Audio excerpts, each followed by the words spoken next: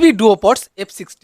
যারা জানে না তাদের জন্য বলে দিই, মিভি কোম্পানি নিউ ডুওপডস লঞ্চ করেছে যার নাম মিভি ডুওপডস F60। আমি এটাকে পারচেস করেছি 999 টাকাতে, কিন্তু ফ্লিপকার্টে এখনের বর্তমান প্রাইস 1399 টাকা।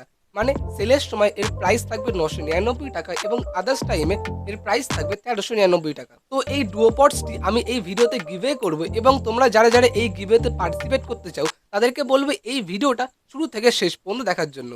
তবে ভিডিও শুরু করার আগে নমস্কার বন্ধুরা, আমি বিশ্ব আর তুমি দেখছো tech idea world YouTube channel. তো চলো আজকের ভিডিওটি শুরু করা যাক। ফন্টে আছে মিভির ব্র্যান্ডিং অ্যান্ড এ পিকচার এবং পেছন থেকে এর কিছু কি ফিচার্স মেনশন করা আছে, বাট আমরা থিওরির থেকে বেশি প্র্যাকটিক্যালি বিশ্বাসী। So let's open it.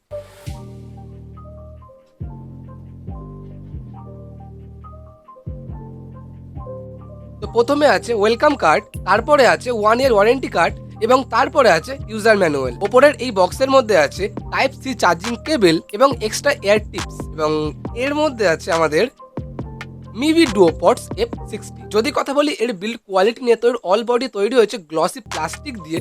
তো এখানে গ্লসি প্লাস্টিক দেওয়ার জন্য এর ওপরে ফিঙ্গারপ্রিন্ট এবং স্ক্র্যাচ পড়ার সম্ভাবনা খুবই বেশি।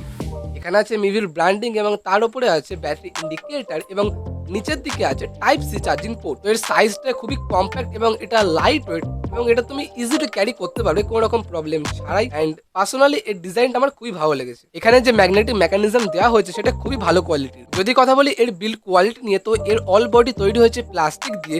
এখানে গ্লসি প্লাস্টিক দেওয়া হয়েছে এবং এখানেও গ্লসি প্লাস্টিক দেওয়া হয়েছে, বাট এর মাঝখানে ম্যাট ফিনিশের চিপ কোয়ালিটি প্লাস্টিক দেওয়া হয়েছে, যার জন্য এটা হাতে নিলে অনেকটা চিপ চিপ ফিল আসে।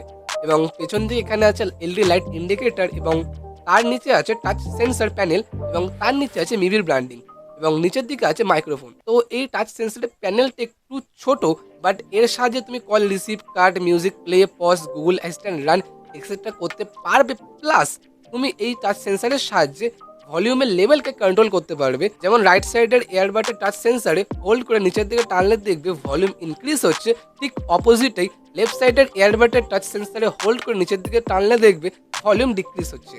এটা খুবই প্লাস পয়েন্ট এই এয়ারবাড। তো এই এয়ারবাডের মধ্যে টোটাল 4টি মাইক্রোফোন দেওয়া হয়েছে। যদি কথা বলি এর কিছু স্পেসিফিকেশন নিয়ে, তো এর ভেতরে তুমি ব্লুটুথ ভার্সন 5.1 এর সাপোর্ট পেয়ে যাবে, যার ওয়্যারলেস রেঞ্জ 10 মিটার এবং এটি আসছে IPX4 সোয়েপ্ট প্রুফ সহ। মানে এতে ঘাম লাগলে কোনো প্রবলেম হবে না, বাট যদি জল লাগে তাহলে কাজ ওখানে শেষ। যদি কথা বলি এর সাউন্ড কোয়ালিটি নিয়ে, তো এর সাউন্ড কোয়ালিটি খুবই বাজে, কারণ এর টেবল ক্লারিটি খুবই লো লেভেলের।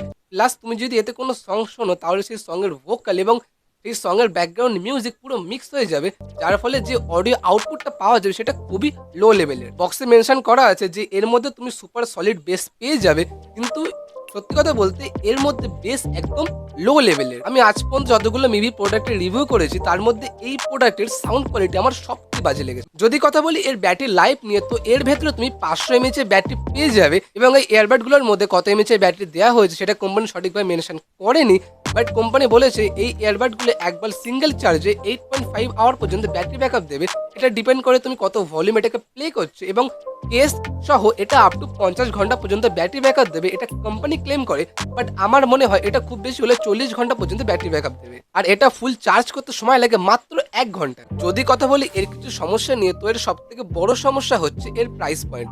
যদি এর প্রাইস 999 টাকা হয় তাহলে আমি বলবো এটা best value for money provide করে, কিন্তু যদি এর প্রাইস 1399 টাকা হয় তাহলে আমি বলবো এটাকে অ্যাভয়েড করতে। তাছাড়াও আরো সমস্যা আছে, যেমন এই পার্টটা একটু বেশি বড়, প্লাস এর ভেতরে যে টাচ সেন্সরের প্যানেলটা দেওয়া হয়েছে সেটা অনেকটা ছোট এবং এর সাউন্ড কোয়ালিটি 999 টাকার প্রাইস অনুযায়ী ঠিকঠাক আছে, কিন্তু যখন এর প্রাইস 1399 টাকা হয় তাহলে মোটেই এর সাউন্ড কোয়ালিটি ভালো না।